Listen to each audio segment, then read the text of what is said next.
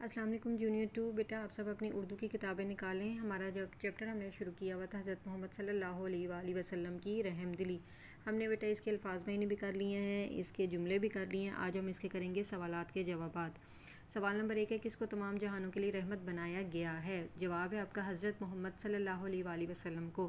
Late me clear one thing بیٹا, یہاں میں آپ کو ایک چیز کلیئر کرنا چاہوں گی کہ ہو سکتا ہے کہ آپ کا جو اگست کی اسائنمنٹ ہے اس میں حضرت محمد کے اوپر یہ چھوٹی سی سواد جو آپ کو نظر آ رہی ہے جس کا مطلب ہے صلی اللہ علیہ وسلم, یہ نہ بنی ہو.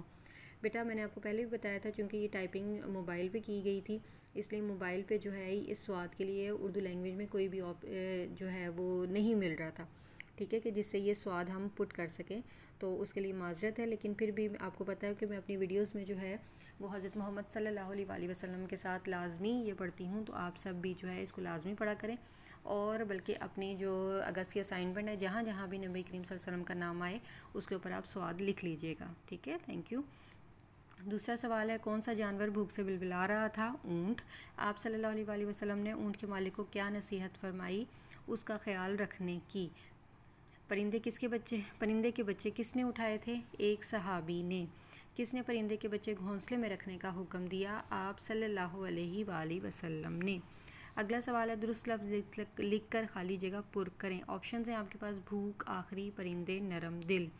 میں نے آپ کو پہلے بھی بولا ہوا ہے کہ جب بھی آپ کے پاس آپشنز آئیں تو آپ آپشنز پہ بھی لکھا کریں اور جو خالی جگہ ہوتی ہے اس کو بھی فل کیا کریں. پہلا ہے, حضرت محمد صلی اللہ علیہ وآلہ وسلم اللہ تعالیٰ کے ڈیش نبی اور رسول ہیں. اوپر دیکھیں میں نے آپشن پہ آخری کے اوپر ایک لکھا ہے, ٹھیک ہے, آخری نبی ہیں. آپ صلی اللہ علیہ وآلہ وسلم بہت ڈیش تھے, نرم دل تھے. اونٹ ڈیش کی وجہ سے بلبلا رہا تھا, بھوک.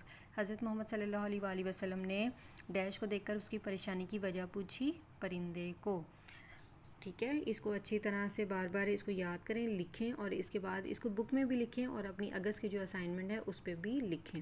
اپنا خیال رکھیں. اللہ حافظ.